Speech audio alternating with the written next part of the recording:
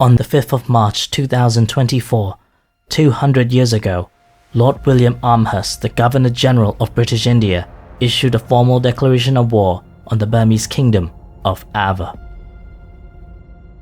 Some 20,000 red-coated soldiers marched out of their barrack carried the red and white stripes of the British East India Company, but a third of them carried the great blue and red Union Jack of the King's Army. At the same time, across the jungles and hills, a line of horsemen dressed in the gilded helmets and iconic leaf-patterned pauldrons watched as 6,000 men of the lowlands and highlands of Myanmar assembled in the royal capital of Ava. 3 great triangular flags of red cloth flew above them, bearing the lion, the hintha, and finally the peacock. On top of a great war elephant, Lord General Mahabandula gave the order to march.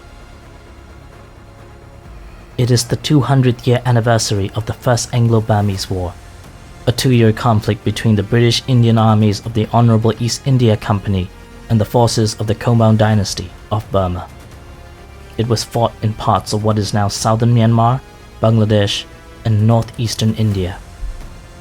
It was a war that resulted from arrogance and ignorance, mistrust and miscommunication, and ultimately, the clashing of imperial ambitions. For the British, it was a harsh reminder of the terrors of nature and the importance of logistics and management that in some ways was a prelude to the debacle in the Crimean War. For Myanmar, it was a point where everything had gone wrong in the last 2 centuries. The war began due to rising tensions from unclear Indo-Burmese borders that had appeared from the rise and expansion of the Komban and British states. Almost 100,000 combatants were involved, and at the very least 20,000 lives were lost.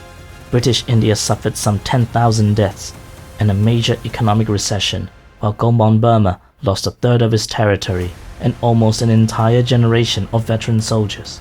The following war reparations would cripple the kingdom for decades to come. Because of the devastating results for both sides, saying how bitter they were is an understatement. The British East India Company lost face in front of its Indian subject and would only get worse 14 years later in the Anglo-Afghan War. Governor-General Amherst was nearly recalled in shame, while the wartime Komban court would experience an internal coup. According to official documents and royal chronicles, both sides had utterly underestimated each other, and the actual fighting proved to be a nasty surprise. To the British in India, the Burmese were an unknown entity. Historian Mary Callahan stated that the soldiers of the Indian army had no way to communicate with the locals and little information about the terrain or the unexpectedly dangerous enemy. The British were particularly frustrated by the jungle fighting and poor quality intelligence that they had relied on.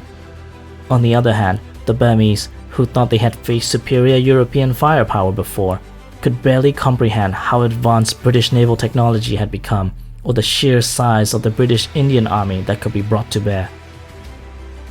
As a result, the Burmese narrative tends to exaggerate the technological gap between both sides and downplay British tactics, while British narratives tend to overfocus on the environmental difficulties and lessen the impact of combat. Now, while both these exaggerations are probably excuses to downplay their own mistakes, they also tell us what is the most memorable part of the conflict. And whatever else we can say about their leaders, all sources agreed that the common Burmese and British soldiers had fought valiantly. As a YouTube series, I can't possibly provide every single detail of this conflict, and it would be boring. As a military historian, I would be focusing primarily on combat and strategy, and not so much on the political narratives. It would be a rather simplified view of the conflict, with a few analyses here and there. I hope you enjoyed. If you have any suggestions on how the content could be done moving forward, please do let me know in the comments. And so, this is my take on the 1824 war between British India and Komban Burma.